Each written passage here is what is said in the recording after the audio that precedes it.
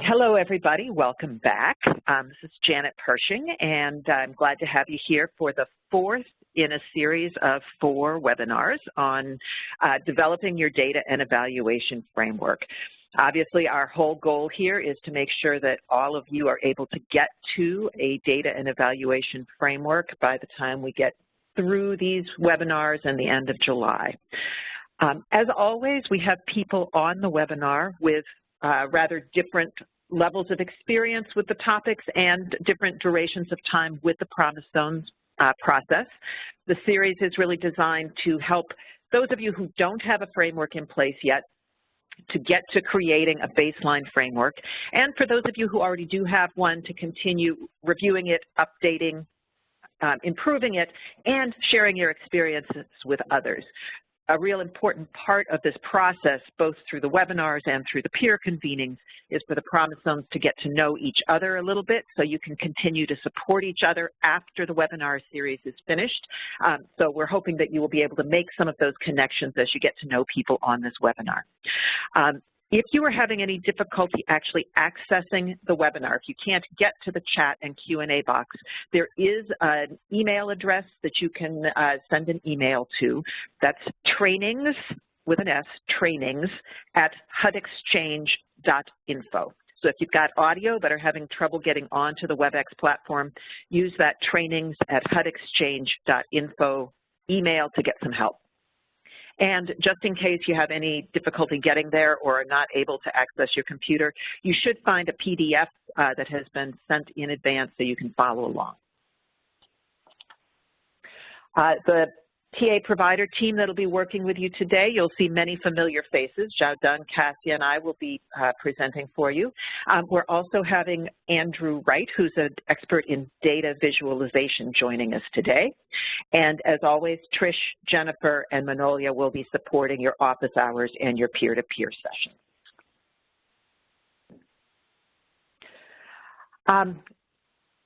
As Chantel mentioned, excuse me, I'll just mention it one more time, use that chat feature for communicating with her.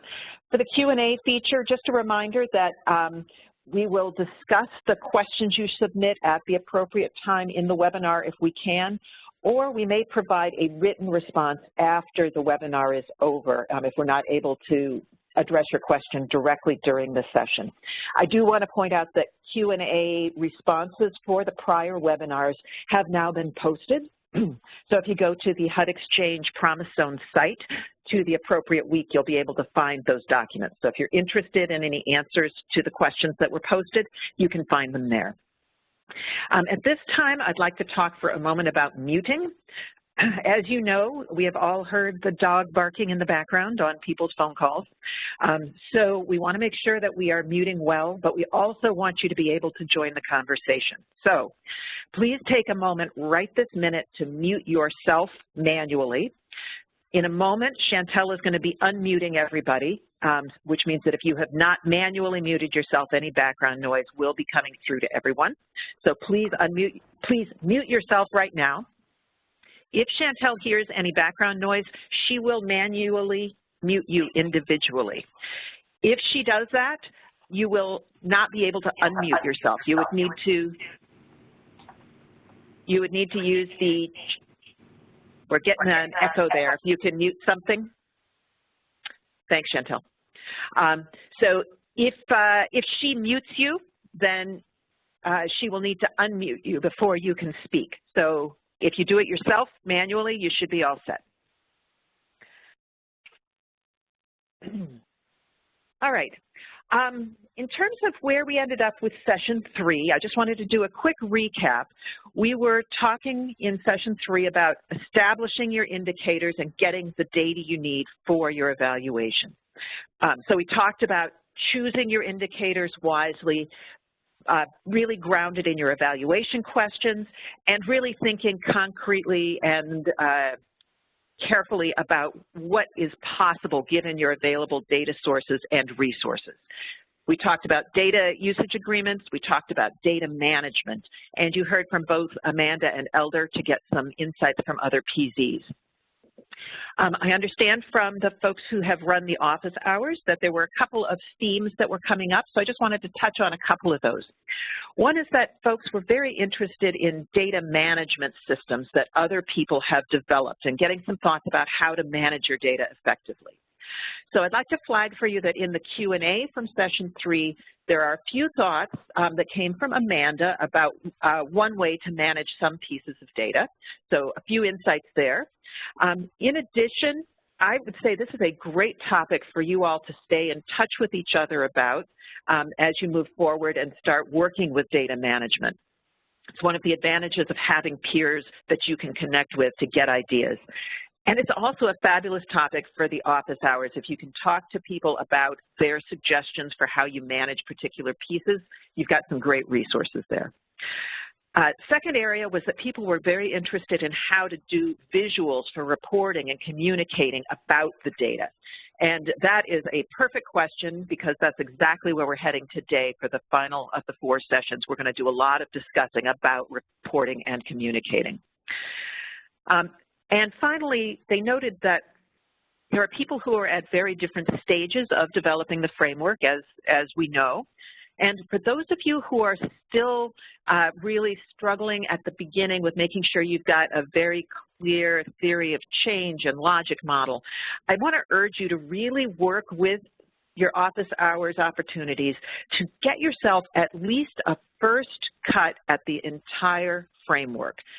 You will not have time to have thorough consultations with every partner, obviously.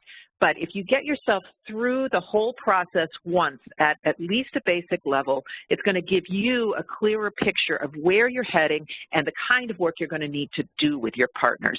So please take full advantage of the office hours that are coming up. Make sure that you recognize that there's not only 1 but 2 more sets of office hours available to you.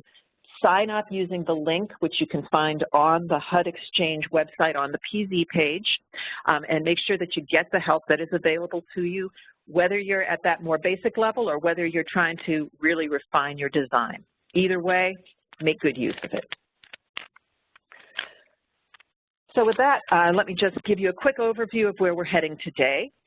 We're going to focus on those best practices for analyzing data and doing data visualization. And we're going to spend a good chunk of time actually demonstrating some data visualization tools and resources to give you a really good sense of the options that are out there and the wide array of levels of complexity, involvement, cost, and results that you can get from those different tools.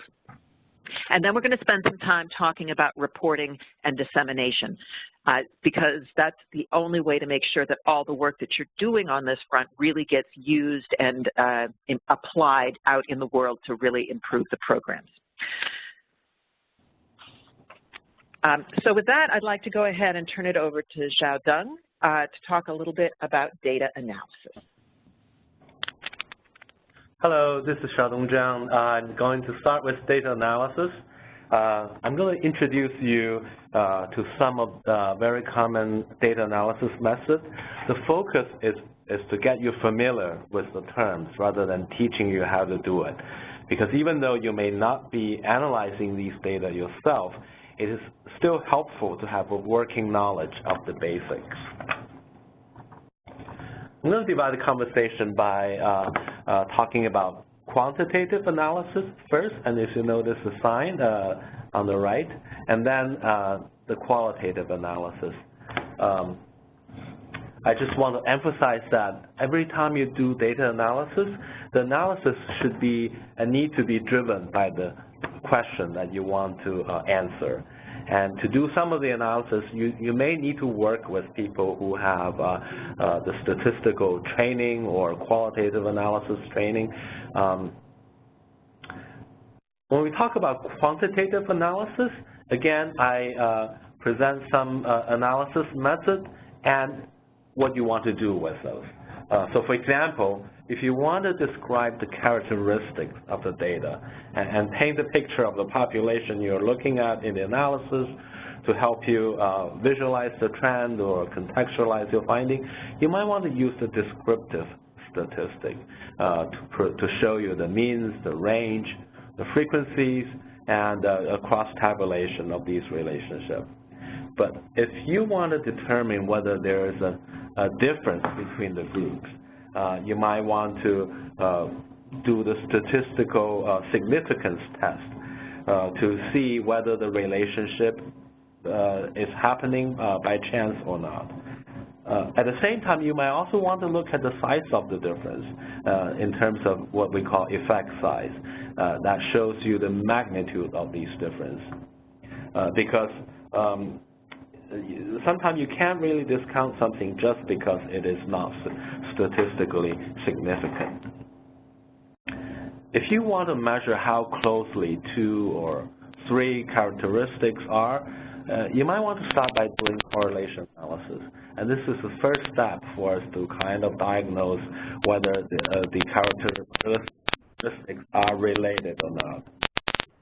If you want to go a step further by looking at the relationship while statistically controlling for other characteristics, you might have to do what we call regression analysis. So that would help you tease out the relationship. So for example, a student in a higher grade is likely to have a bigger shoe size, but moving a student from the 1st to 5th grade will not cause his feet to grow. So in other words, if you're only doing a correlation analysis, looking at the relationship between shoe size and the grade level, you will see a relationship because these two are correlated. But if you are controlling the 2 relationships by simultaneously controlling for the age, those 2 relationships between the grade level and shoe size will disappear. At the bottom of the slide, we show some of the common statistical package for doing the quantitative analysis. So for example, people often use Excel to do descriptive statistics, but if you want to do something more advanced, you might need to use packages such as SAS, SPSS, Stata, and R. Speaking of these software, I just want to emphasize that the software itself won't analyze the data. You need to tell the software how to analyze the data. Now I'm going to switch to qualitative data analysis. Qualitative data can be unwieldy. There's a lot of information. There's very often not a systematic way to figure out what it is telling you. The qualitative analysis often require what we call coding, essentially mean taking narrative nodes and turning them into bite-sized chunk of information that can be understood or compared. At the simple level, think of coding as color coding with highlighter or sorting your notes cards into piles. But for more rigorous analysis, you may have to use the software to help you code and help you sort.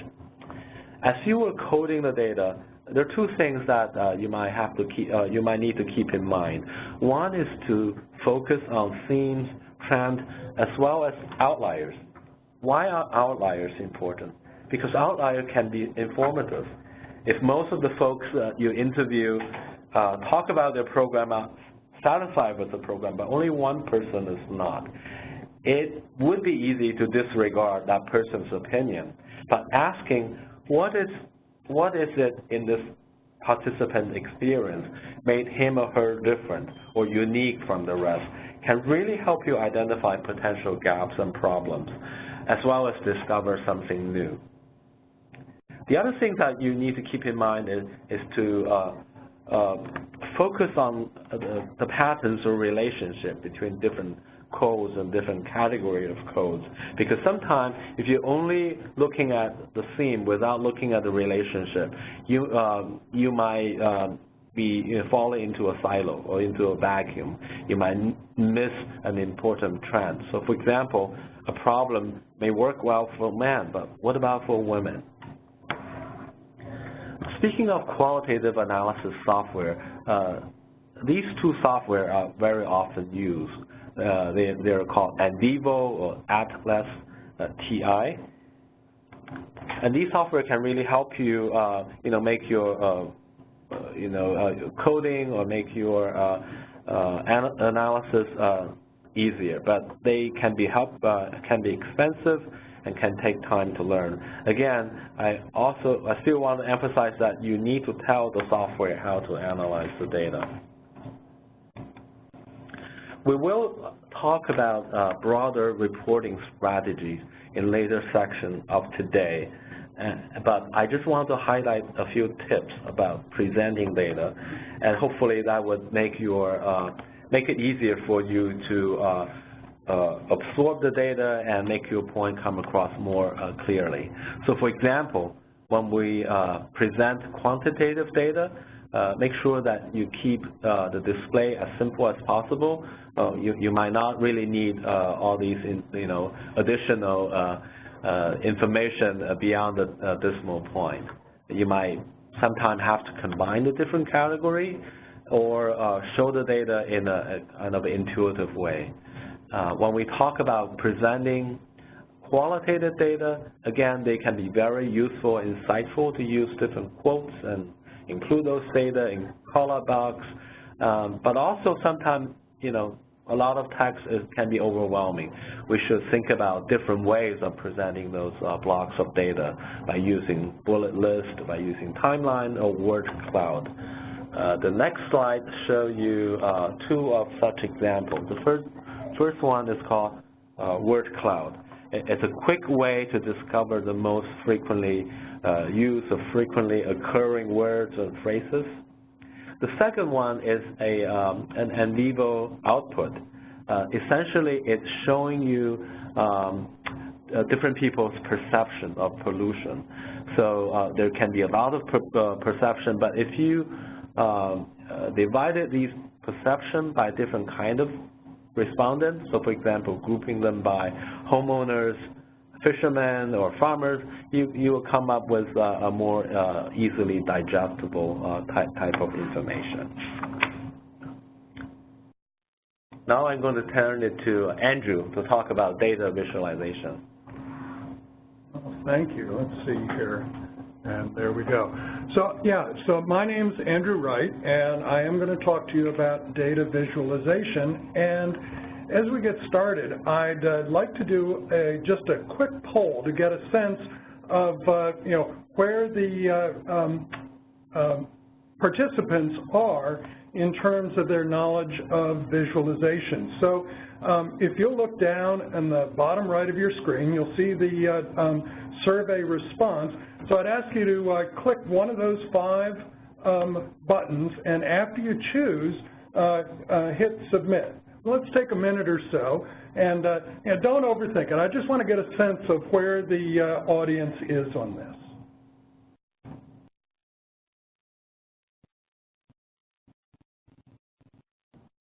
So after you choose, just click the submit button.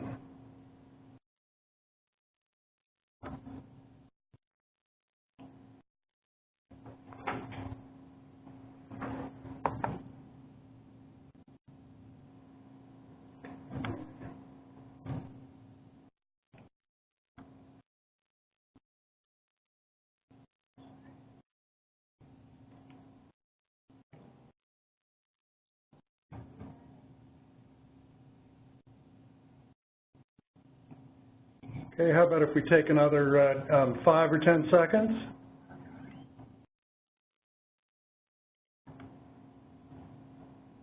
Okay, well, as I'm looking at the results here, it looks like it's really a combination of most of us either use spreadsheets or are doing quite a bit of advanced visualization work. I see some people are sort of in between, but nobody is really at the rankest of rank beginners in that nobody says that they've never done data, or nobody has ever even seen a data visualization, and I'm not surprised about that. Frankly, I expect to have an audience that is sort of both beginner and very advanced. So let's take a quick fly through some of the aspects of visualization, and then let's see where we end up. right? So first of all, just by way of context, let's talk about why is visualization important. So the obvious thing, of course, is it helps your audience to get the significance of the data in question by putting it in a visual context. And this certainly helps your audience engage with your presentation, with the information you're trying to convey. And it certainly helps in critical thinking about the information, about the findings that you're presenting. And so if you look at the visualization on the right, you'll see that data visualization really is at the intersection of data, of strategic insights, which is really just another way of saying the analysis of the data, and the storytelling, conveying to your audience what's important about the data, the analysis that you've conducted. And as we go through, one of the things to keep in mind is that visualization is not just about presenting it to the audience. It's also about helping you understand the data itself. It's also about helping you in the analysis of the data. So it really applies in all three areas, and that's why in this graphic, I show it in the center of these three categories. So I'm going to take just a quick fly through spreadsheets. We're going to talk about dashboards.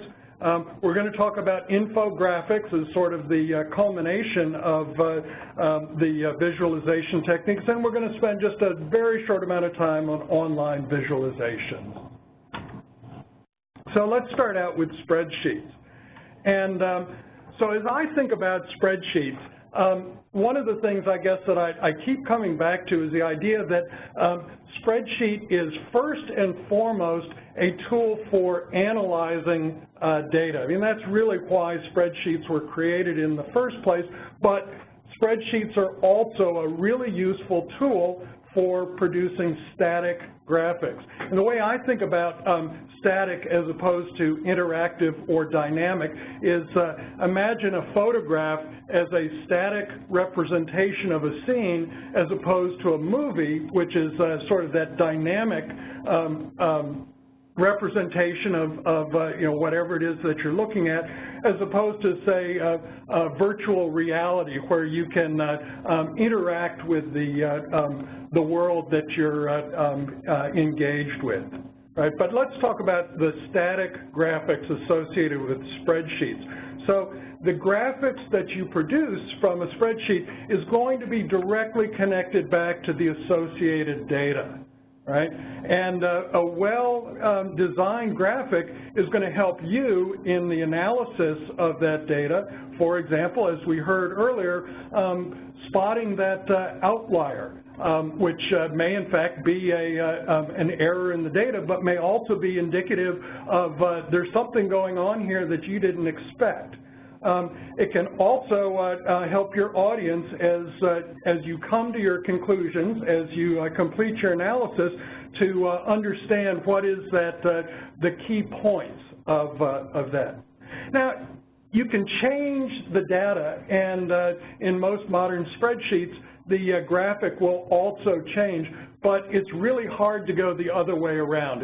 It's all but impossible with a spreadsheet to change the graphic and have the data update to reflect the change in that you've made to the graphic.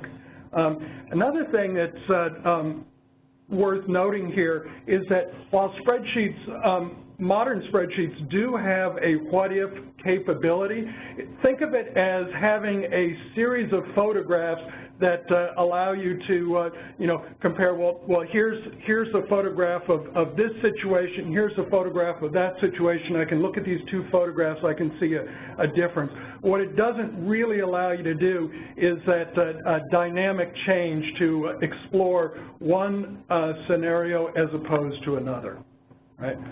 So the last point I want to make about spreadsheets is that modern spreadsheets almost all spreadsheets come with a wide range of chart types and styles and have a series of wizards and templates to help you choose the graphic, the chart type that you want to use. But just as we heard earlier that the software doesn't do the analysis for you, you still need to exercise your analytic judgment, because the software can easily produce a very nice graphic that leads your audience down exactly the wrong path. Let me give you an example of what I'm talking about here. So imagine that we've been keeping track of both policies and guidelines, physical activity policies, nutritional guidelines, right? And we've been tracking it for a number of data sets. So we've been looking at the number of work sites with policies and guidelines, how that's changed over the years, and the running total. We've also been keeping track of the number of employees who have been exposed to the policies and guidelines, and what that running total looks like. As we look at this spreadsheet of numbers, you might end up scratching your head just a little bit and say, well, what's important? What is this actually telling me? So let's go and focus in on a part of the data. Let's focus in on the number of work sites as regards policies and guidelines. And as I look at this, as Andy, the analyst, looks at this, I can see that for policies, the number of work sites has been increasing from year 2 to year 3. So it's gone, there were 150 policies in work sites with policies in year 2, and an additional 175 work sites in year 3, so that after 3 years there's 325. Similarly, I can see that for nutrition guidelines. So there's a story that the data are trying to tell me about how policies and guidelines have been growing over time.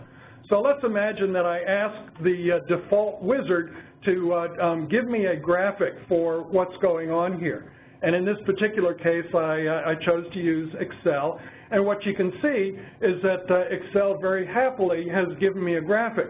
But instead of showing me how the policies are changing as a function of time, and how the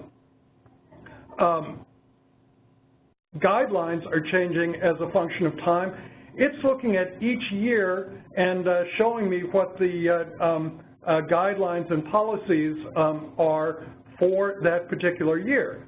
Well, that's true, but it's also not very helpful. Excel has created an exactly true graphic that doesn't help me understand what's going on.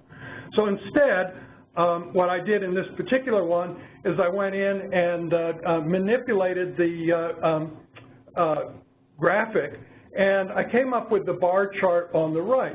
So now I've associated the guidelines in year 2 and in year 3. I've associated the policies in year 2 and year 3. And as you look at the graphic on the right, you start to get this idea of how things are changing. Well, it's pretty clear that there's a lot more work sites with policies than there are with work sites with guidelines. I can see overall how work sites with either policies or guidelines have been changing. So just a quick summary.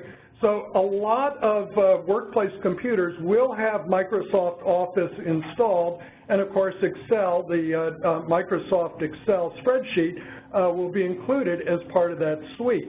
And it has to be said that the current version of Microsoft Excel has some really good wizards and templates for producing graphics. But not to worry if you don't happen to have Microsoft Office on your machine. There are open source, which is to say free, solutions that are out there, freely downloadable. So if you go and Google OpenOffice or LibreOffice, you'll find freely downloadable software that you can use. You can also use a tool from Google Sheets, which again is free to use. And because it's web-based, it makes collaborating with other users with the same data set, it makes it really, really easy. The one point, though, is that if the data are at all sensitive, if you don't want to have them potentially shared or released to the outside, then a tool like Google Sheets is probably not the tool that you want to be using. So from there, let's pivot and talk about dashboards. And excuse me, this is not quite as common, but is a really powerful set of tools. And so the first question that you might ask if you haven't been exposed to dashboards is, well, what are they and what can you do with them? And so the answer is that whereas a tool like Excel or another spreadsheet wants to use a single source of data, with a dashboard, it's really easy to use multiple sources of data and combine it in interesting ways that get you to your point.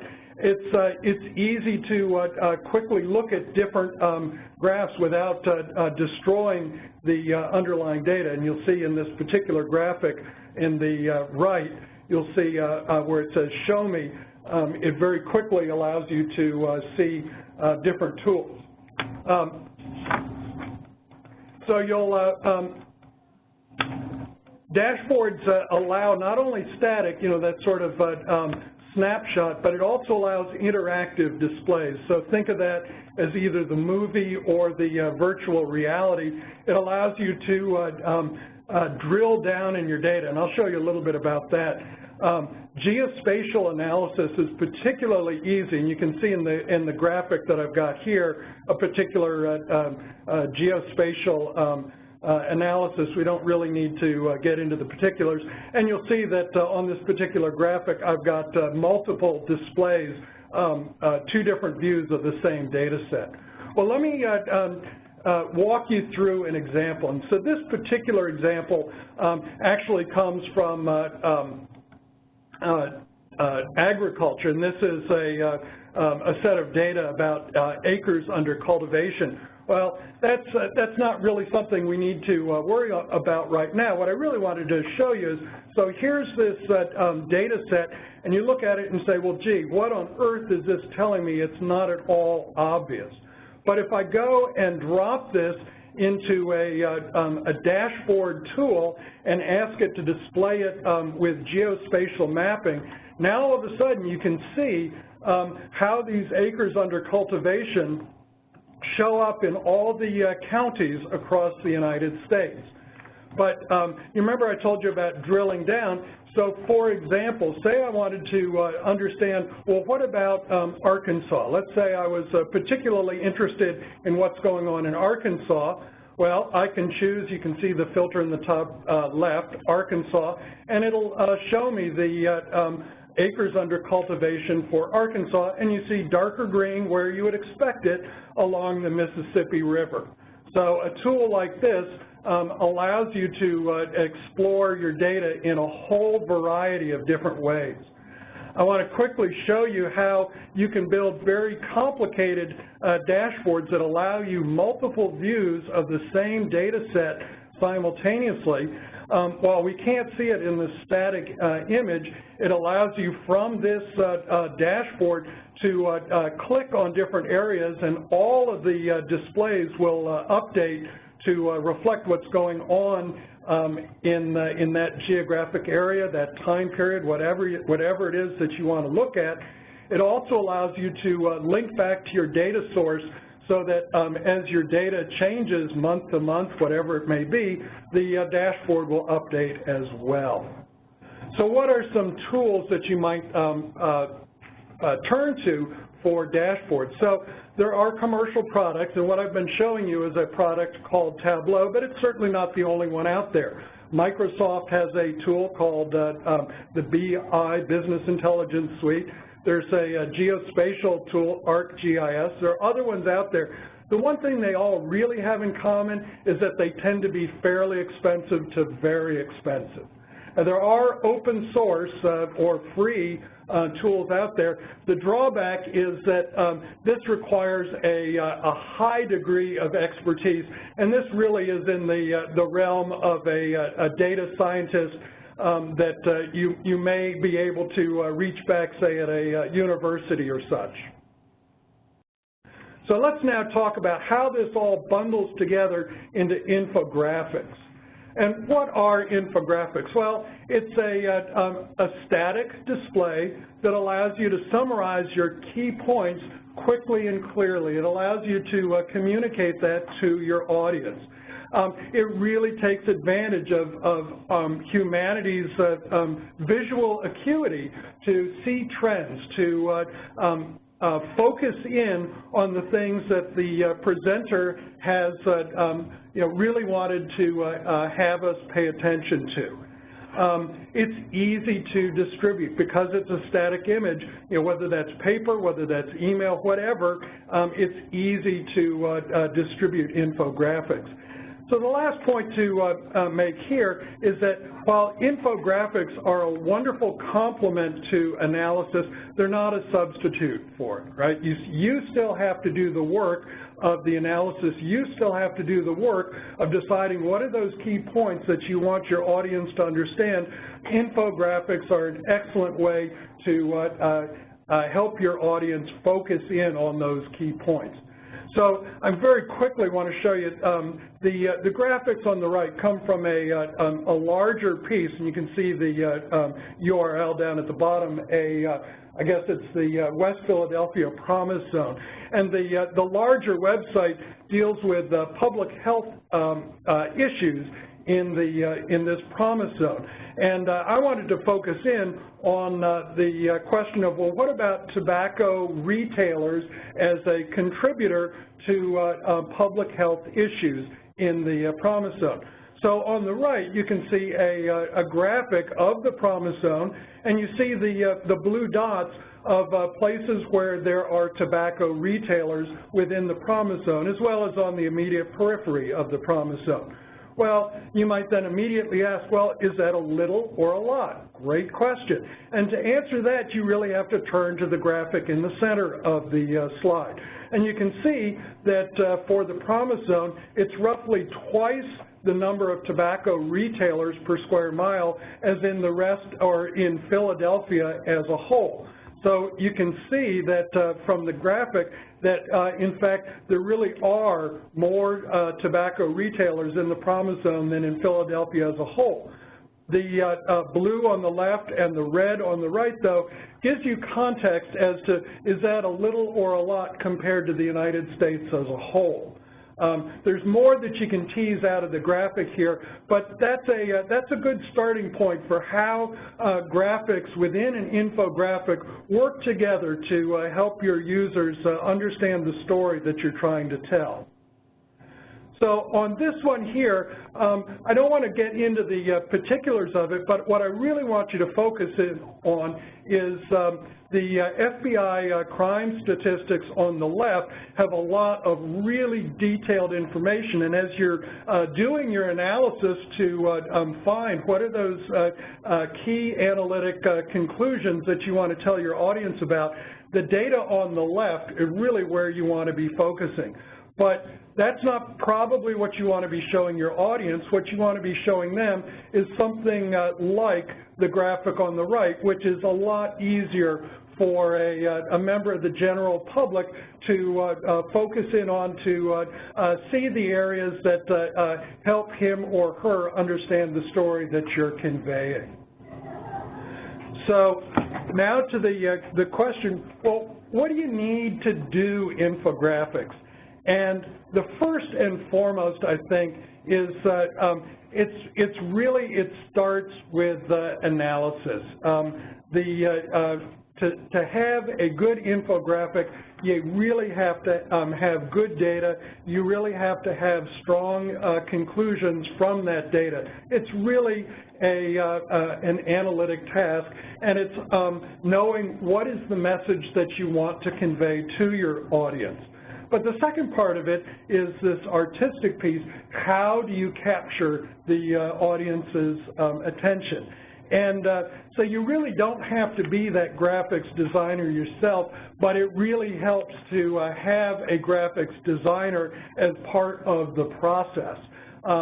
So if you have an artistic eye, that's certainly going to help in your collaboration with a graphics designer, but you don't have to be that designer. And the graphic on the right from another Promise Zone is an example of how a professional designer has put together a graphic that really helps tell the story that's going to help the consumer of this Promise Zone website really understand the story that you're trying to tell about the Promise Zone. So what are the tools that might come into play for an infographic? Well, the first, of course, are the analytic tools that are going to help you analyze the data and produce the graphics themselves. And so that might be the spreadsheets that we talked about earlier, the dashboards. It may be some of the analytic software packages that we heard about earlier in this presentation. It may be that the graphics that come out of this are presentation quality, or maybe it's enough to give the graphics designer the starting point to take the graphic from, say, Excel and turn it into a eye-catching design. So what is the graphic designer going to use? And the answer is going to depend on the budget. So commercial products, you'll find Photoshop and Illustrator are in widespread use. These products are very powerful with a very steep learning curve. They also tend to be fairly expensive. You can do good things with PowerPoint, but I have to say, you're never going to mistake a professionally created infographic from a professional designer using Illustrator with one that you put together in PowerPoint. But I also point out that there are freely available tools such as GIMP, which is has all of the functionality that Photoshop, if not the ease of use, Inkscape, which replicates the power of Illustrator, and again, as we talked about before, the OpenOffice and LibreOffice suite include the equivalent of Microsoft PowerPoint. So let's do just very, very quickly talk about online visualizations. And this is a way to take your visualizations and present them to a wider audience, whether it be that static infographic, whether it be an interactive display that a dashboard might give you. One of the things with interactive dashboards, the price is immediately going to go up compared to a static image.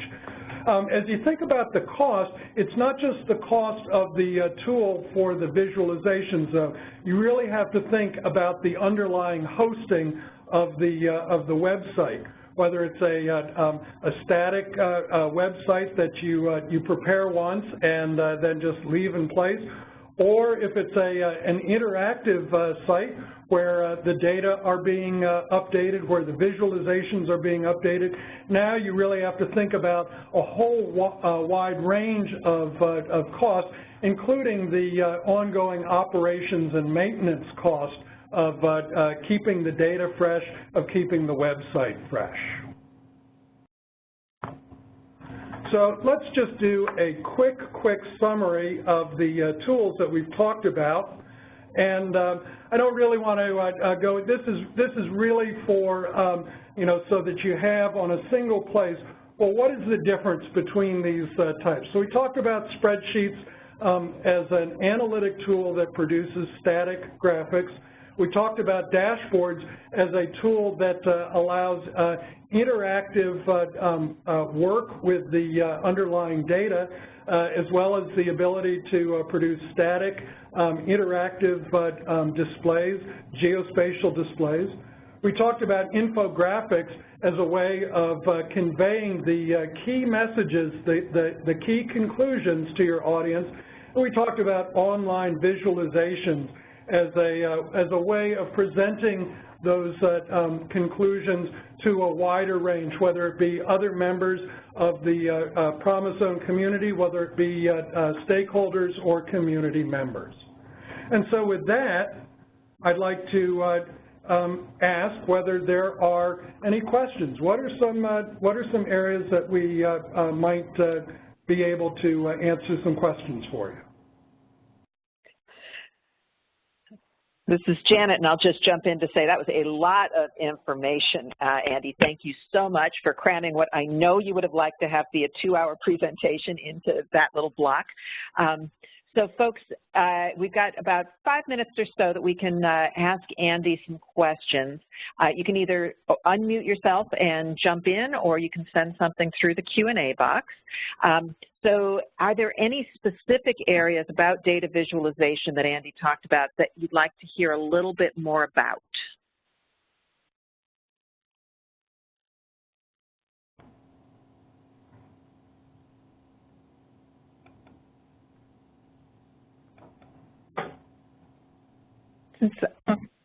I've got another question here I can put out for you.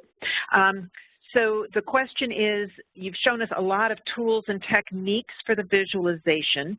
Could you walk us through the general process you use to link these together? Can you talk about that a little, Andy? Absolutely. That's a great question and sort of ties all this together. Let's see if I can jump to the slide here. So let's go back to this graphic that we started this presentation with. So, excuse me. So as I'm starting an analysis, I'll start actually with a hypothesis. What's that question that I really want to explore? So, for example, the Promise Zone in Philadelphia that I showed you might be the question. Imagine that I'm starting with the question, well, what is the effect of tobacco retailers on public health within the Promise Zone? So the first thing I'll do then is go and look for data that would seem to apply to that question, and then I'll start doing some basic visualizations of that data. I want to look for, are there any outliers? Are there any things that are really looking odd? So, for example, if I'm finding that in Philadelphia there's some number of retailers per square mile, and in another Promise Zone the number is dramatically lower, or another area it's dramatically higher. Why is that? So before I go any further, I want to know what the data are telling me. Right? So then I'll go to the strategic insights piece. And again, I'm going to use data visualization to look for trends. So when we saw that picture, let's see if I can jump back to it here.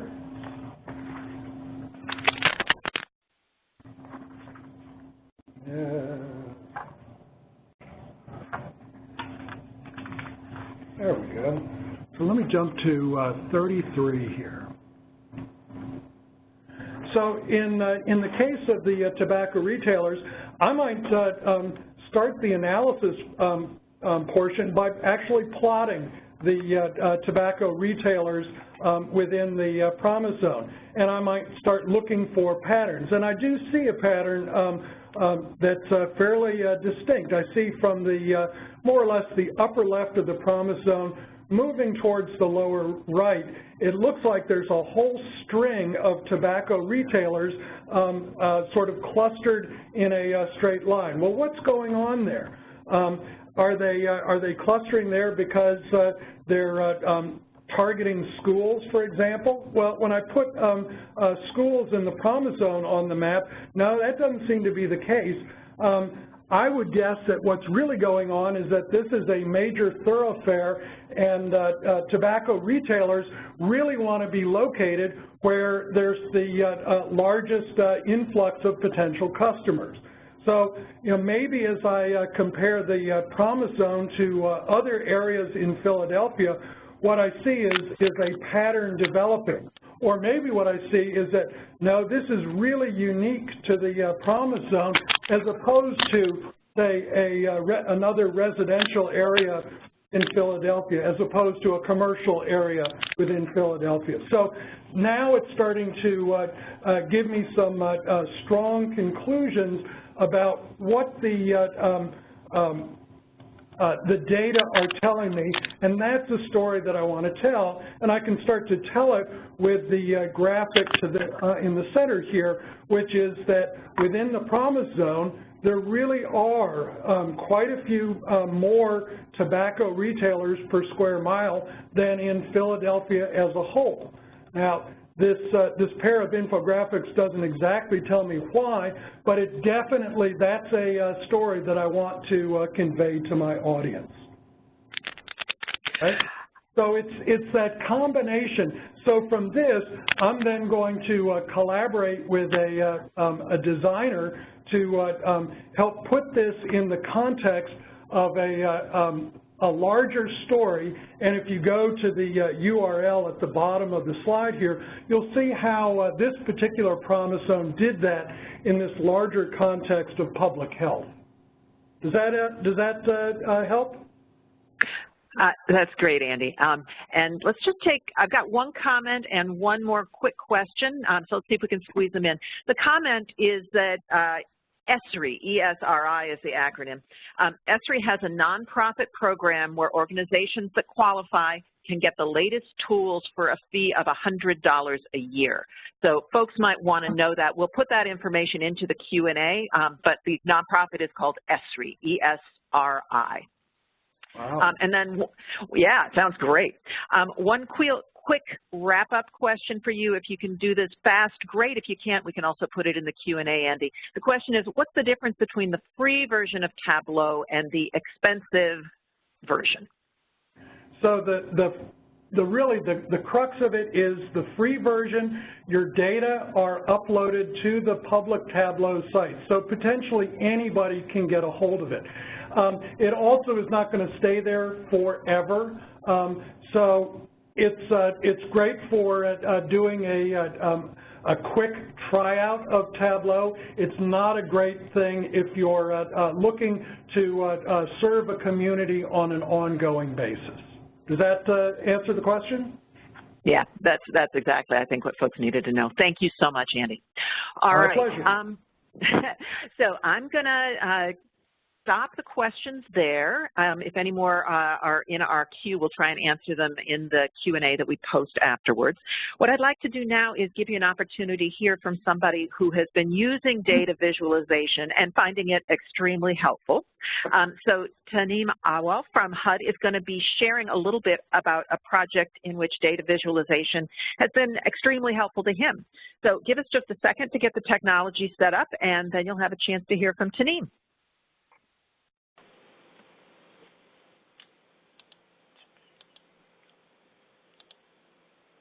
Hi, everyone. Can you all hear me? I can hear you, Taneem. Great. So, Dr. Wright, thank you so much for that. I'm glad that you provided that overview that was very in-depth as well, which makes my job a little easier. So the purpose of this is I want to show how, let's see if I can, I feel like it's the wrong slideshow. Hold on 1 second.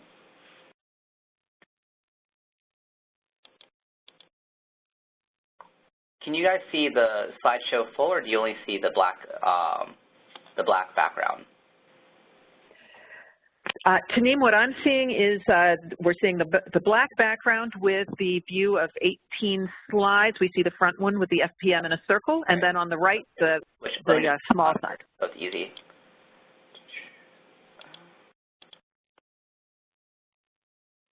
There you go. Can you see it now? Yes, now it looks like a regular slideshow. That's perfect. Great.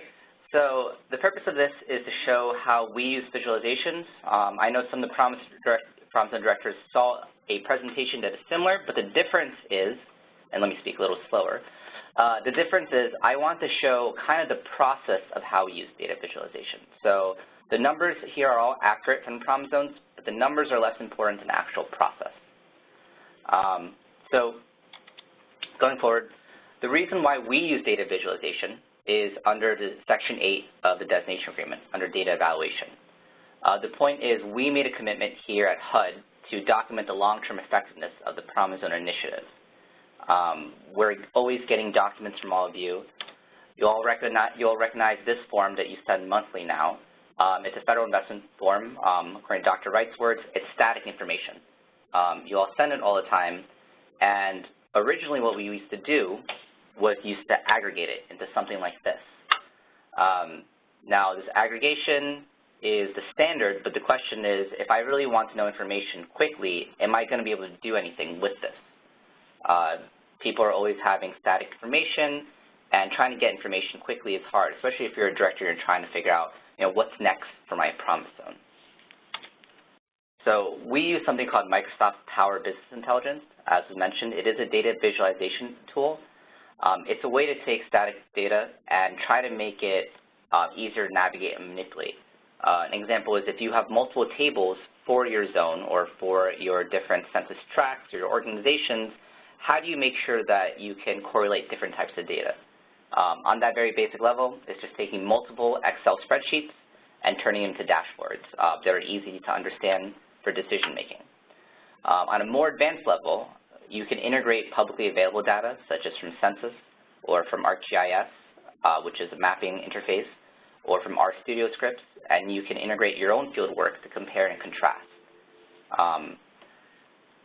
But really the essence is, and the point I'm making here, is that Power BI, along with other data visualization programs like Tableau or MicroStrategy, just allows you to shape all the work in your data evaluation frameworks in a way that's accessible. I mean, a big question is, why is HQ trying to ask all of you to make your frameworks? Are we trying to do something with it? The short answer is that we want, the Promise Zones is one of the few federal programs where you're doing on-the-ground development. It's not top-down, there's not a grant.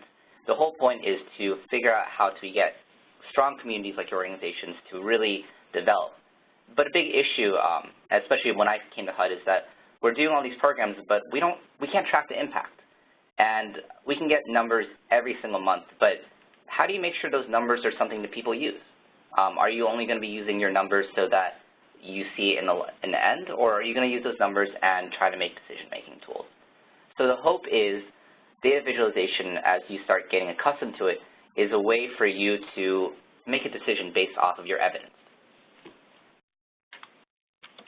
So I'm going to switch in real time, and I'm going to show you the actual program itself. So Power BI, if you remember what I said about the aggregator sheet, this is a spreadsheet we use. You can see that every Promise Zone, and let me increase magnification, every Promise Zone, their information, this is from FY17, they gave us the information annually.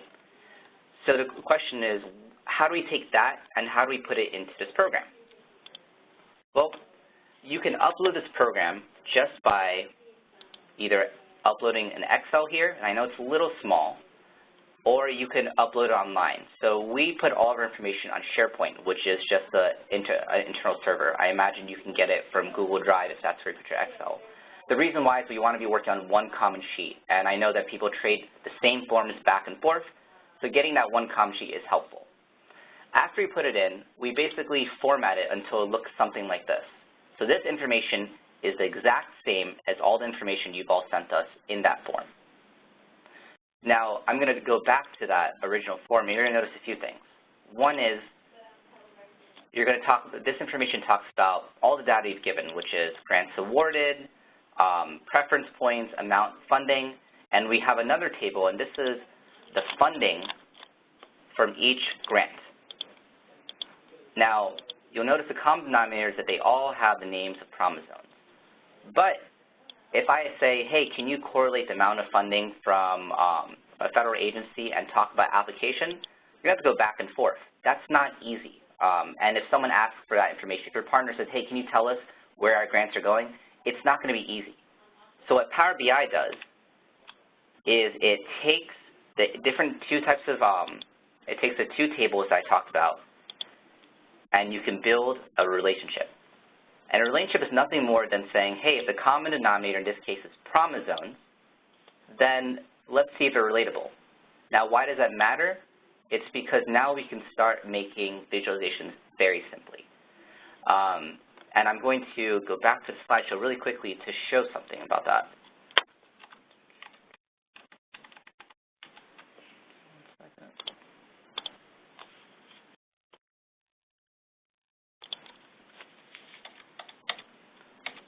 So you'll notice that the original spreadsheet and the Power BI interface are essentially the same. What's highlighted here is from the original spreadsheet. So I highlighted grants applied previously, new grants applied for, grants awarded with preferences, and you'll see the same thing here, grants awarded with preferences. Now if we show the interface itself, I'll show you how that all works.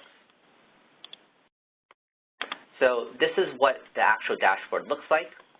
I'm going to make it simple, and we're just going to do one right now. So like I said, the same table, the same information, it's all here. And you can reference back to slides, but I have notes from my PowerPoint, so I'll send it to your CL so you can see the step-by-step. Now let's say if we just want to make a simple bar chart, right?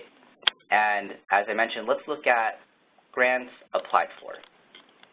So the first thing I'm going to do is our common denominator, which is promise zones. Just find that. That's going to be our axis. Nothing happened yet. And then we're going to look at total grants applied for. So in FY17, what did the promise zones apply for? So I'm dragging that into something called value. Nothing more, nothing less. And let me just put labels onto it. All of a sudden, with the information you gave me without doing any extra work, I have this. Well, that's interesting, but what does that all mean?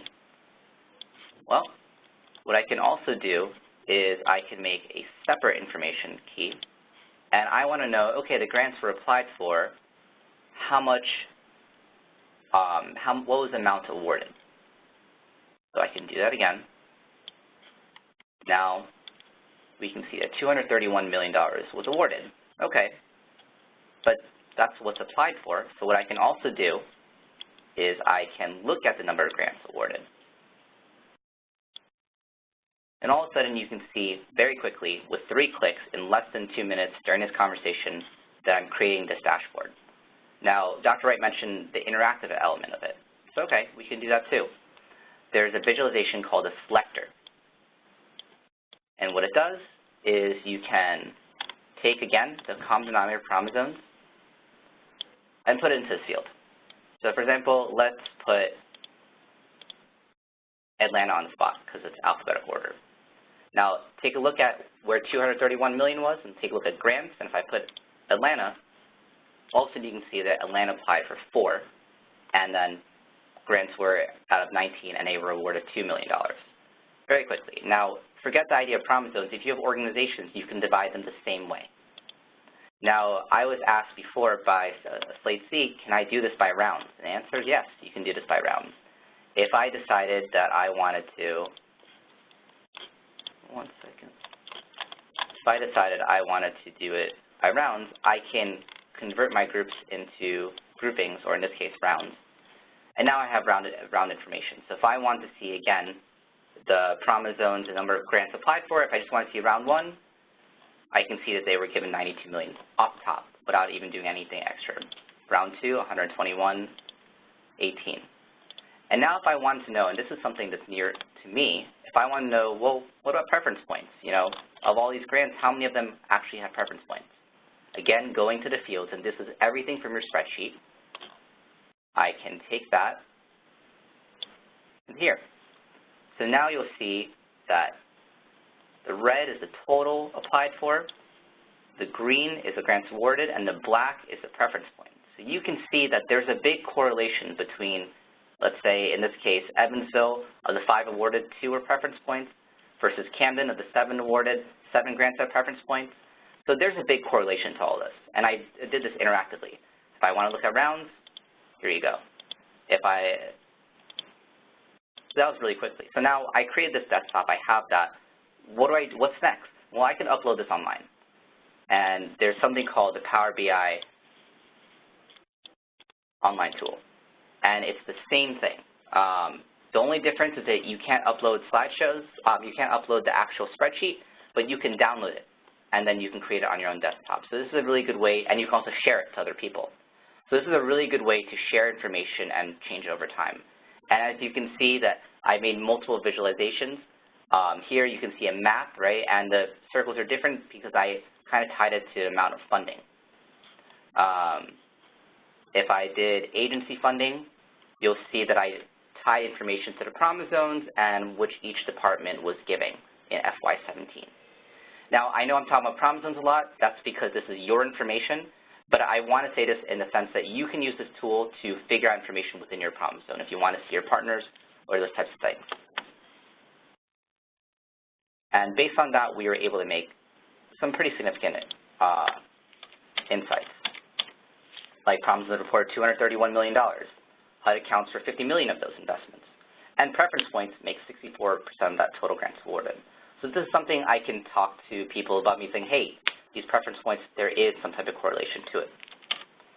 Now, there are some challenges. As Dr. Wright mentioned, Power BI can be expensive, but there are ways around it. And I'm sure that we'll work in the future to try to help you out with that. For us at HUD, and this is HUD specific, not Power BI specific, we can only share to other HUD staff. So if this was something that the problems, so I can share this to the CLs, but trying to share it to your organizations has been a challenge that we're trying to work around. And I think that's just a privacy issue with our organization. And then the biggest thing is, and this is something where I understand everyone's learning a lot of new things, it's really intimidating. When I first tried to use Power BI, it was scary because I didn't know the program at first. But it's really important because in the future, as we're doing development, people are going to want to know where they're investing in. And they also want to know, can you make decisions split second with information in real time? I'll end it there. If you have any questions, I'm going to send out this slideshow specifically with notes, and you can always contact me if you have any questions specifically to Power BI or data visualization. I'd love to talk more. Thank you. That's great, Tanim. We've got just a couple of minutes here that we can take some time to ask any questions you have for Tanim. That was a lot of information. Fabulous to see it in real time like that so we can see how it works and how quick and easy it is.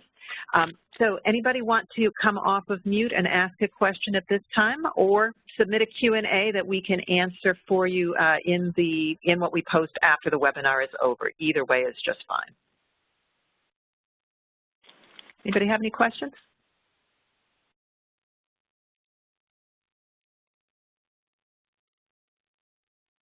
Okay. Any of you used this kind of program, either this specific one or another like it, and have any observations you might want to share with your colleagues about whether it's easy, hard, indifferent?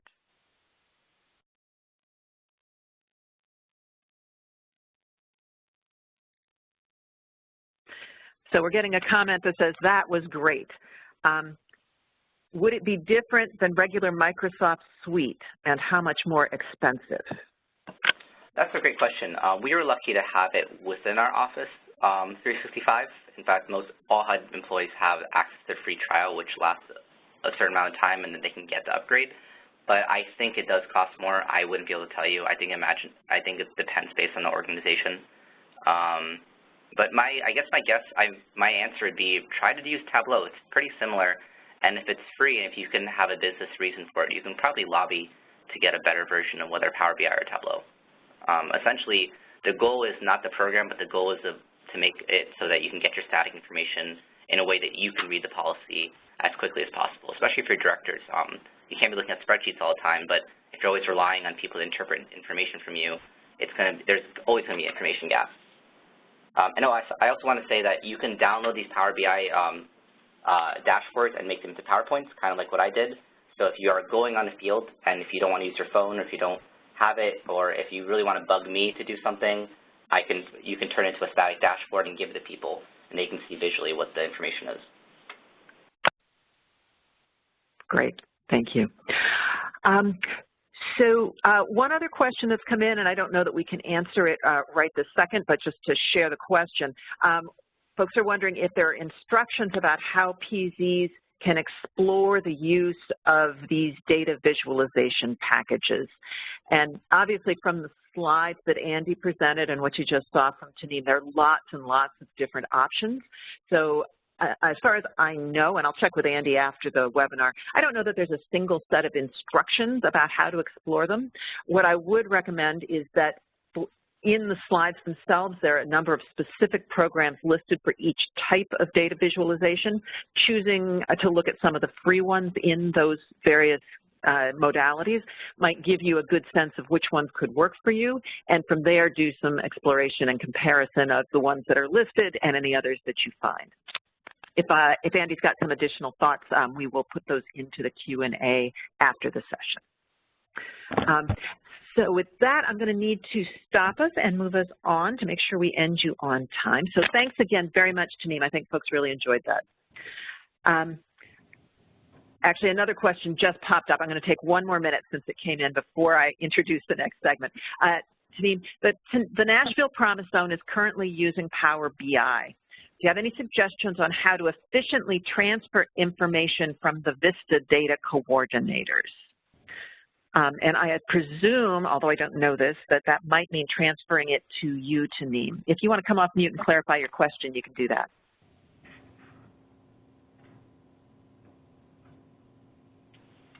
I guess she doesn't want to. So, Taneem, have you got any thoughts about transferring data from the VISTAs?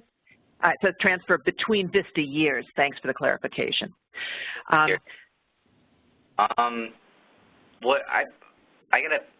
It's hard to understand that question. I'm assuming that you're asking that how do you transfer information from one VISTA to another in terms of Power BI rights. I would say it depends. If you're using what we would do, for example, let's say, God forbid, someone is leaving in my team. We have a SharePoint site. So our SharePoint site is a common, I guess, if you're using Google, it's a drive, and we put all our information. So any visual that I'm using, unless I'm demonstrating and playing with it, any visual that I'm using is going to go in our SharePoint drive. That way, if Marika updates it, or if I update it, or someone updates it, it's already there. So there shouldn't be a transfer issue. The only transfer issue, if you can have it in a common place, there shouldn't be any reason the other person's leaving because everyone else will have access to that. The only thing I can imagine is more knowledge transfer. If people are leaving and there are only people doing that, that's something that you have to think about. And that goes back to the previous question, which is, is there an easy way to go through all of this? I hope that answers it somewhat. If not, you can just email me afterwards. Great. Thanks, Taneem. All right. So we want to go ahead. I know that during the office hours, there were a number of questions about reporting and dissemination. So now that we've seen some techniques for creating some of those visuals, I'm going to turn it over to Kasia to talk about reporting and dissemination. Thanks so much, Janet. So our last section today is talking, as Janet said, about reporting and dissemination, and we previously touched on specific tips about reporting data. Right now, we are going to focus on reporting in a broader context.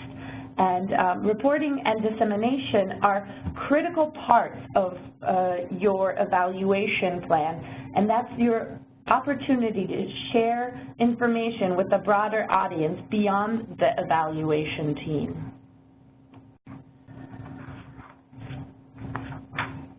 Let's begin by thinking about the purposes for reporting and dissemination. By reporting findings, your PZ is sharing the work you've done and lessons learned with a wider audience beyond just those who are involved in the evaluation. Also, the simple act of drafting the reports can serve as a catalyst for generating ideas for program improvements. Making sure reporting is continuous and not just something that happens at the end of the evaluation also keeps stakeholders engaged in your program and keeps them informed as to the evaluation process. Reporting also allows the PZ to communicate their accomplishments and communicate potential best practices for the benefits of others. Finally, by doing this, you support a continuous improvement process for future communities or organizations that can learn from the PZ's work to possibly replicate the program or scale it up scale up the current program. The reporting usually follows a four-step timeline. First, you will assess the needs and requirements for your reporting. Then you will start developing the actual product for your reporting. Then you will go through the process of actually disseminating these products to your audiences. And finally, you will support your stakeholders in using whatever the findings of your reporting are. And we are going to look at these specific steps in more detail. Let's start with the assessment of needs and requirements. In this step, you will identify and think through who is the audience for your reporting. Your audience might include your funders, your partners, government officials, stakeholders who are in your program.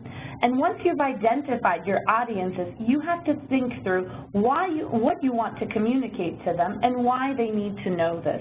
These are going to be the objectives of your reporting.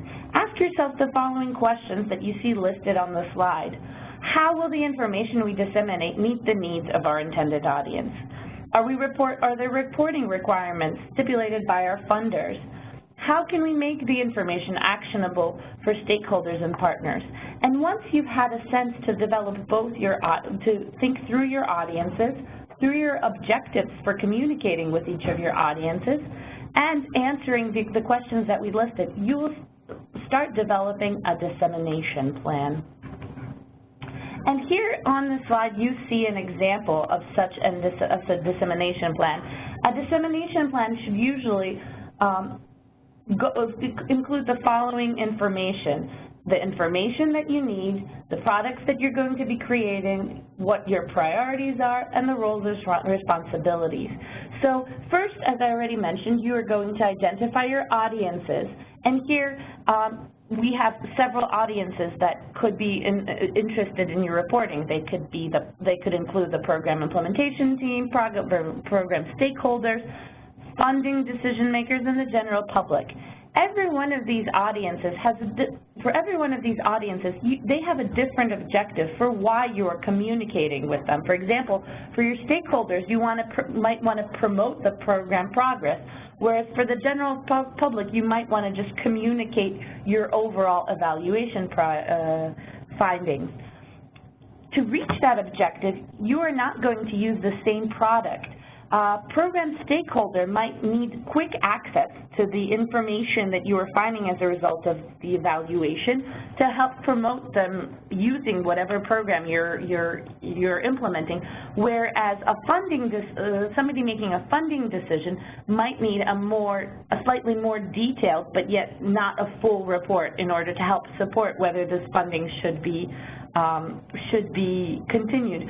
And you will also notice that some of these products might be mandatory. For example, a funder might put on a requirement that you produce some of this, a certain type of report, where some of it is optional, something that you might want to decide to do in order to help you reach whatever your evaluation goals are. Timing is also important, and sometimes we think of reporting as something we do once our evaluation is over.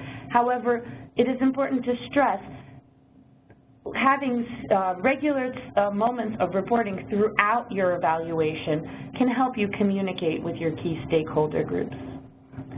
Now that you've decided who your audiences are and you thought through your objectives, you will start targeting specific products at these audiences. And we've already seen some products in today's presentation, but just to go over, you will have written products. You might have presentations at conferences or to different stakeholder groups.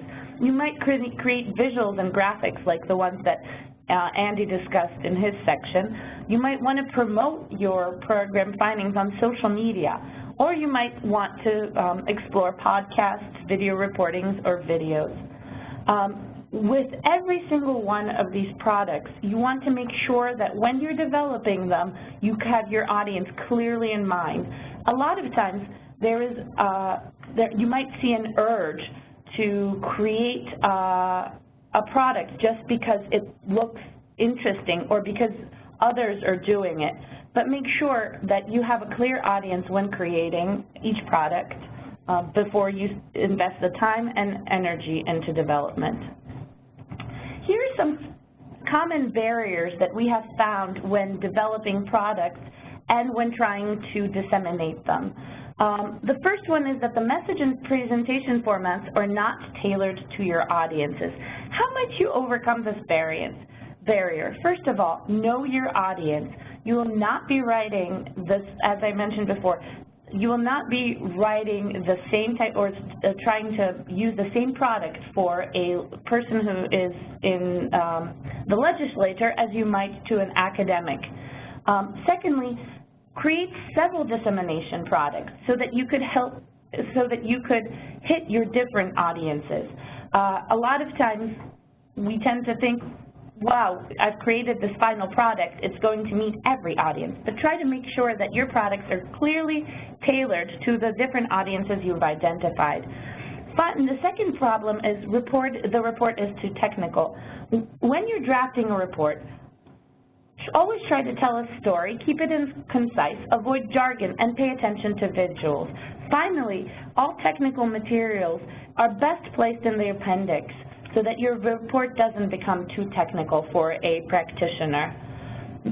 Another often found mistake is that messaging is unclear or inconcise across different dissemination products. This often happens as we start thinking about the audiences and not focusing on that message. So make sure that before you start drafting products, you have a clear and concise message that you're going to be repeating across the different products, and that the reports that you're producing do not have competing results or have different messages. Finally, dissemination channels are very important, and you want to make sure that with each audience, you also think through the dissemination channel that might be most appropriate for reaching that audience. The last point I want to make is don't over-rely on technology.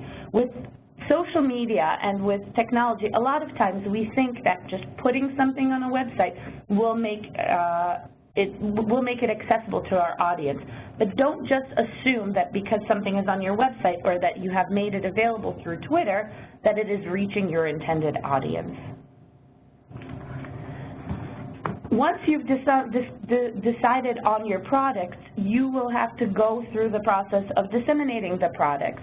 And in order to do that, make sure that you clearly assign the responsibility for both creating of each product that you decide on, but also for distributing it. Prioritize the products based on the resources that you might have. A beautiful data visualization might be a great thing. However, if it's not practical for with your resources, you might want to rethink that in favor of a more static and more easily created product. Also, take advantage of emerging opportunities. Sometimes you might have not planned to report on something for a while. However, there might be interest in it in the media, or there might be a national presentation that's actually looking at the results of an evaluation that you're doing. Take those opportunities to try to publicize your results. And finally, adjust over time, meaning once you've created a product, don't just assume that you've communicated it to the public. Take the time to look at all the products you've created and adjust them if needed. The last thing you want to do is once you've made the product available, you want to support your stakeholders in the use of your product. You have to provide information to help your stakeholders improve their programs in your reports, but also make sure that your reports are user-friendly and that they are easy to apply. So suggest changes that could benefit others trying to use whatever report you've created, and also specify logistics as much as possible. Finally, provide information that will help the stakeholders decide whether enough evidence exists to justify program continuation, replication, or expansion. Just because you did something doesn't mean it might have value to other stakeholders, so be very clear and be very honest about what you found, just to make sure that if you had problems with your implementations, others don't find the same problems. And with that said, you are ready to start reporting, and I'm going to pass it over to Janet. Great. Thanks, Kasia. So we wanted to take a little bit of time to have you all talk to each other about sharing evaluation results. I'm going to say that for me personally, this is one of the things that I view as most important as you're thinking about your data and evaluation framework. And very often it's one of the last things folks think about. The risk, if you don't think about it up front, obviously, is that your results sit and gather dust and don't actually benefit people who could improve their programs based on what's been found. So finding ways to think about this up front, to share the information, not only at the end, obviously, of a 10-year PZ period, but regularly as information becomes available with the folks who can continuously improve the program is really vital. Now, for the PZs themselves, right now, many of you have not had a chance to actually gather data yet, and therefore you haven't been sharing evaluation results with respect to your PZ. But as we saw with Andy's poll on data visualization, many of you have had a good bit of experience with pulling together visualizations, and I expect have had experience sharing those, even if not in the context of promise zones. So I'd like to urge you to get off of mute and have a little bit of conversation with each other about sharing evaluation results. And I guess I'd start with this question to you. For those of you who have done any kind of sharing of evaluation results, whether or not it's related to promise zones, what are some of the challenges you have found about doing that well? What is hard that people need to think about as they are planning their dissemination plans for their PZ data? What do you find challenging?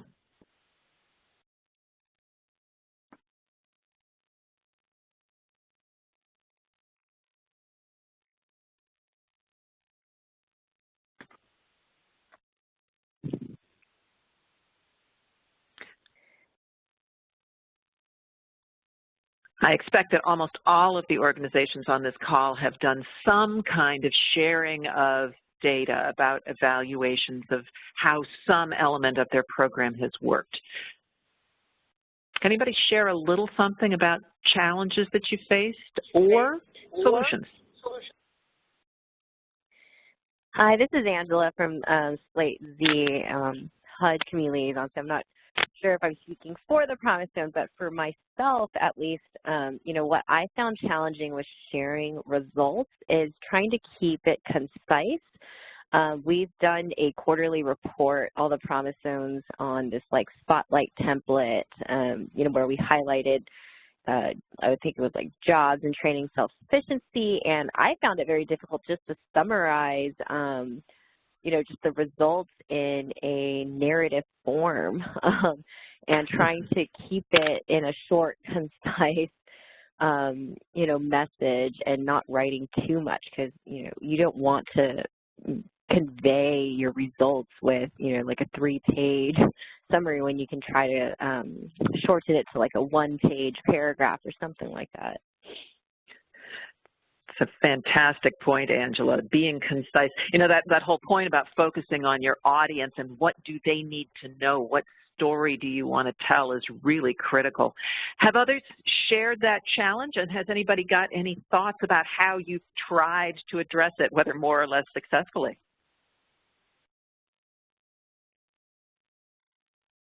Anybody else share Angela's pain there?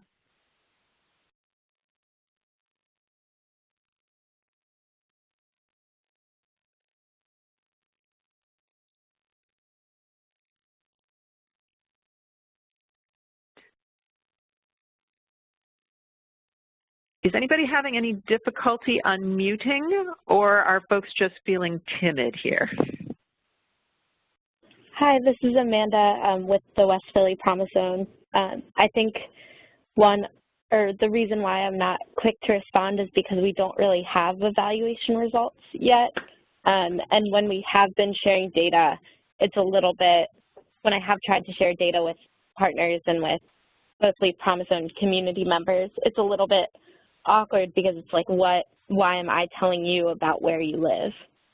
But about the specific programs, it's difficult as well because they aren't branded as Promise Zones. So that's a problem as well. I don't think it's a problem that they aren't branded, but it's definitely a barrier in reporting as the Promise Zone out to the community. Great, Amanda. Other people experience any of those same concerns?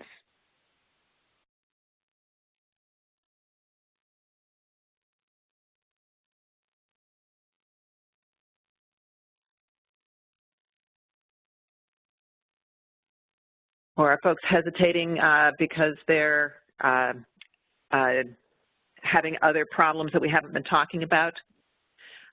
I'm just seeing a question or a response that's come in on the chat line here. Let me tell you.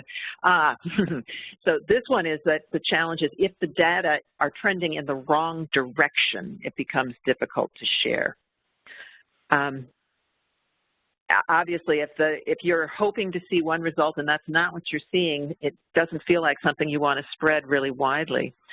Anybody willing to come off of mute and kind of talk about that particular challenge? Anybody experience that with other programs in addition to, whether separate from the Promise Zone if you don't have Promise Zone data yet?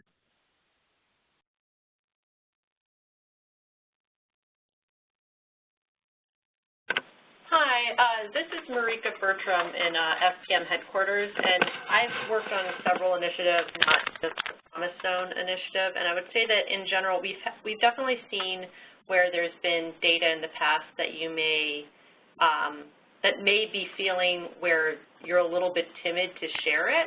And I think that in general what we've tried to do is if you can look into the underlying results and really kind of understand why those results happened, it's really a learning opportunity. And so it's a way to kind of shift the conversation away from showing something that could be to the detriment of your program and really maybe an area for growth and potential, because at the end of the day, a lot of people will end up digging into the data anyway and trying to understand what might be underlying things. And if you're open and honest with the feedback that you're giving and saying how that you can address those type of issues in the future, you can turn something that's a challenge into an opportunity.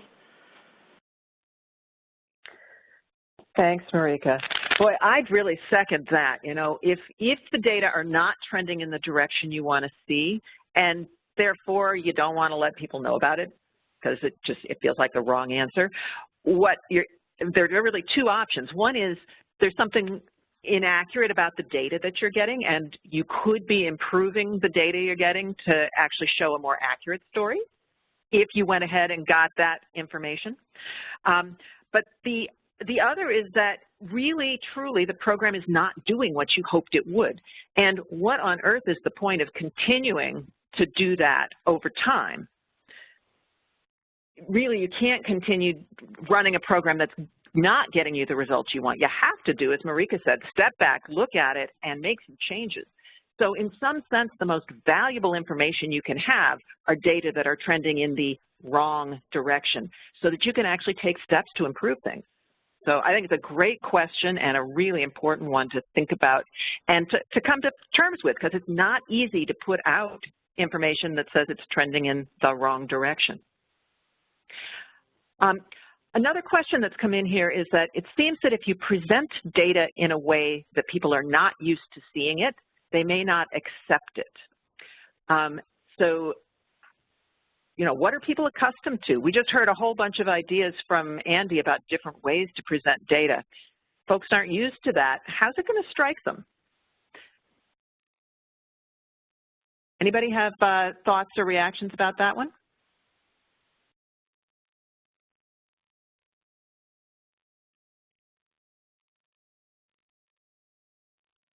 You're trying to do something in a new way. Could be challenging for some of your stakeholders to grasp what you're trying to do. I guess my hope on that one is that the presentation of things through a visual mechanism means that it should be intuitively more easy for people to grasp it. So kind of putting together Angela's comment about trying to be concise and what we heard from Andy about data visualization, if you can really conjure up what your story is, do it concisely with an image, hopefully you'll be able to overcome some of that sense of, people not being used to seeing it that way. So somebody wanting to speak? I just heard a little sound. Okay, then I'll read you another question. There may be other data that would show changes that the initiative is making that are at a finer scale than poverty or crime rates. So I think this one is about the wrong direction, and that the thought was that if you're showing data that are not giving you the kind of information you're expecting, you might need to get more fine-grained about it and do a little bit more digging. I take that to be the point. I think it's a great one that the scale at which you're doing your analysis can make a big difference. So it's a good one to think about. Anybody want to jump in by voice?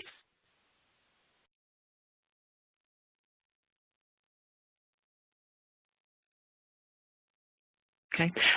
Then another question, just to kind of a clarifying to help us with the conversation, that we could be talking about various kinds of data. So are we talking about data about the people who are in the area, data about a specific program's success rates, data about economic changes, data about Promise Zone committee attendance? So you've got a lot of different kinds of data that you might be wanting to share or not. And so there might be some different observations depending on which kind of data you're thinking about. I think it's a very good observation, and one that as you're thinking about putting together your communication plan, you'll want to remember that you probably are collecting a wide range of kinds of data that will affect how you want to share it and with whom you want to share it.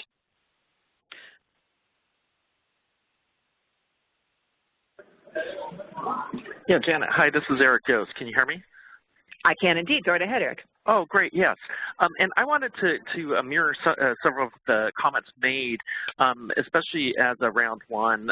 This is Eric Yost from HUD for the LA Promise Zone, and I think one of the key things that we are struggling with, but we're also challenged with and is a good opportunity is, and I thank you for the presentation, is because in developing both our strategic plan that has infographics and has data both on the need, but also on what our theory of action and theory of change is, and sometimes that's even a good place to start as you go through is how are you going to model how are you going to visualize your logic model in a more graphical presentation or infographics to share out what you're doing.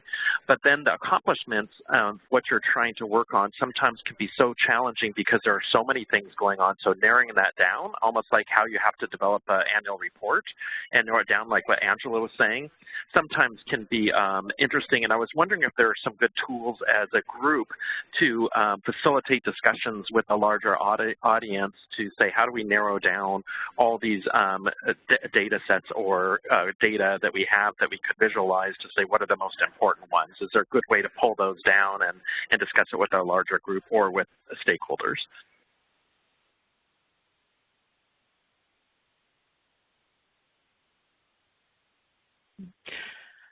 Has anybody else started thinking about those questions that Eric is raising and ways that you can do that?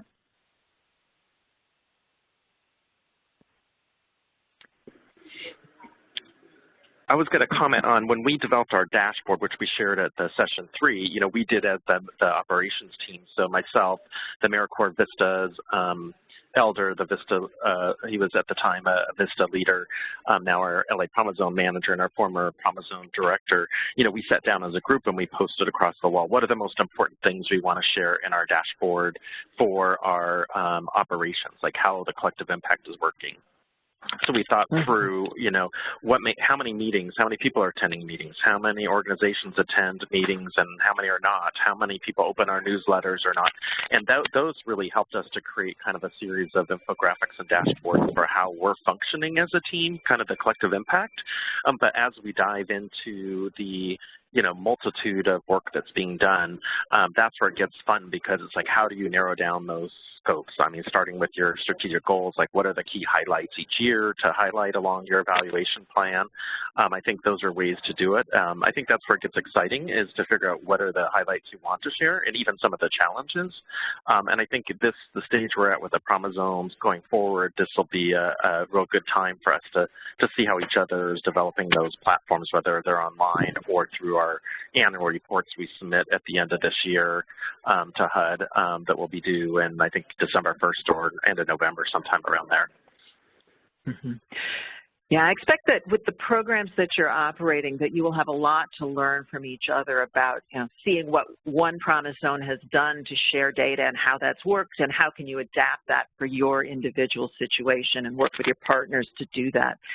So having you all stay in touch after these webinars are finished and after the peer-to-peer convenings are finished, I think you've got a lot that you can share with each other. I just wrap this segment up by saying that I really liked one of the pieces that Eric just mentioned, which is this concept of, put that logic model almost up on the wall and look at those outcomes and measures that you're operationalizing. Those are the things that you're going to be gathering data about that are presumably important enough to be there on your logic model, and therefore the things that are important enough to want to convey. And then you've got to go to Amanda's question about, so why am I sharing these data that I have with these people? What is it they need to know about it? And how do I work with the fact that not everything is PZ branded?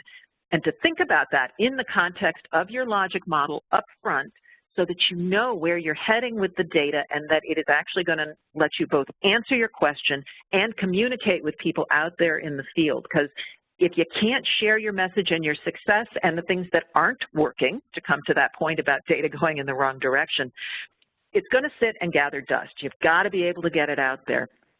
So thinking up front about who you've got to share it with, how you're going to do that, and what the sensitivities are and how you're going to handle those. It's a really important part of putting together your data and evaluation framework. So with that, what I'd like to do is go ahead and talk about what your homework is going to be for this last webinar. You've had 3 weeks of assignments, and this is going to be your 4th. With these 4 homework assignments, which we'll talk about in a minute, once you've completed them, you will have a completed framework and you will have fulfilled that obligation to HUD. If you've kept up with weeks 1, 2, 3, you are almost there. There are only a couple more things to do. If you haven't kept up, there is still time and there are still resources to help you get there. So let me give you a quick look at what you have left to do. You have already filled out the first 4 columns of the template or whatever framework template you are working with. If it doesn't look just like this, it's fine as long as you've got the content. This week you're going to be filling out the last 2 columns. The first is the data analysis strategy. So you're going to have all these data that you've collected, you've operationalized how you're going to get them. Now you've got to analyze them. And as Xiaodong talked about, you yourself may or may not be a statistician. You may or may not be an expert at analyzing qualitative data. So you're going to get yourself connected to an expert who can help you with that. But you're going to need to base on your theory of change and your logic model, what are the questions you're trying to answer with your data, and make sure that your analyst works with you to get things set up so that you get answers to the right question. So you want to set up, what is that strategy going to look like? How are you going to look at the data to get the right answers to your questions? The last column is really thinking about data visualization. For many, if not all of your questions, there's going to be a way to paint a picture of the answer you're getting in a visual way. And you want to think now up front about how are you going to do that? How are you going to present these data so you can effectively communicate them with your stakeholders over time? So that's the last piece of homework to complete the data and evaluation framework, is to really finish those last 2 columns on the analysis strategy and the visualization strategy. Once you've done that, you will have completed all of the sections of parts A through E in the template. Again, it may be in a different format. That's fine as long as you've covered all of the content here. So really, once you've done those last 2 columns, you just have to make sure you've put it all in one place so that you can get that submitted to HUD. The homework documents, as always, are located on the HUD Exchange. So you've got the homework instructions from all 4 sessions, as well as the data and evaluation framework template that you can use. So if you got behind on any of the weeks, you can go back to the prior sessions and find what you need. And when you put those pieces together, you'll have that completed framework. The request is that you should get that framework to Taneem no later than July 31st. That gives you a month from now to go ahead and do those last 2 pieces of the assignment and pull it all together. And you'll see here there are a whole series of additional office hours available to help you. So if you are stuck on an earlier assignment, you've got the resources available to help you get there.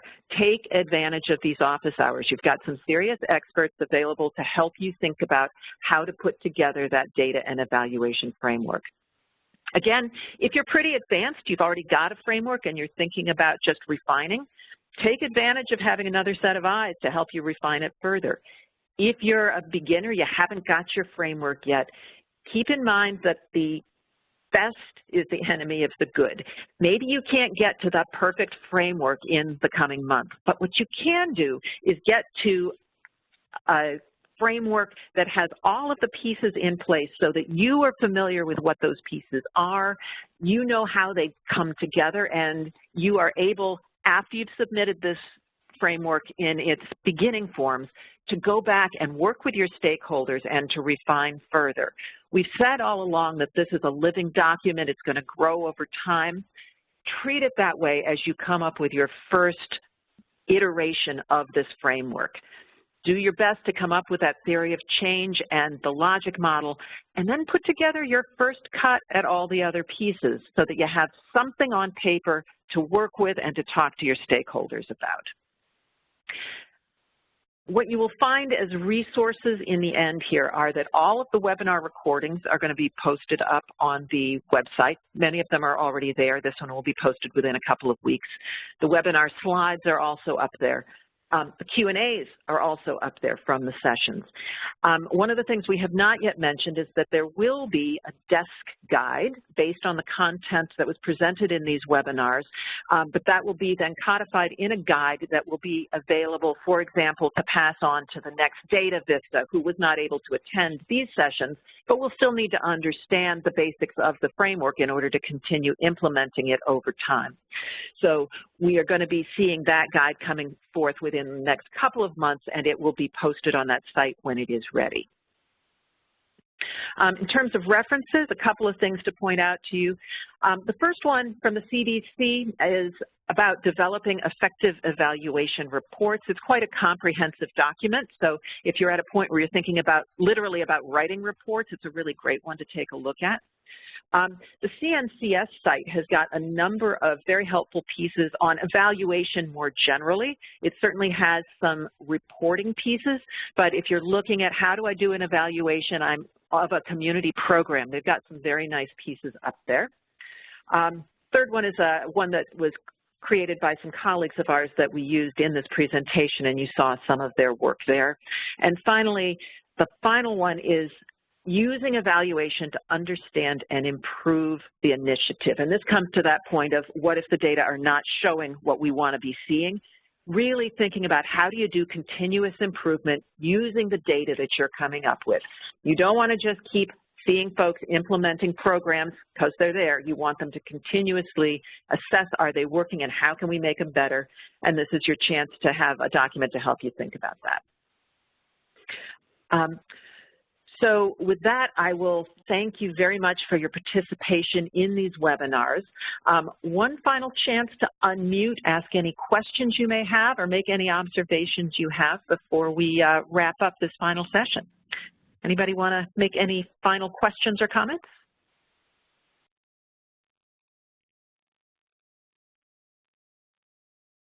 Thank you, Janet, and thank you all for participating. This is Taneem Awal. Great, thanks, Taneem. Thank you, everybody, and we look forward to seeing that submission by July 31st. Have a great day.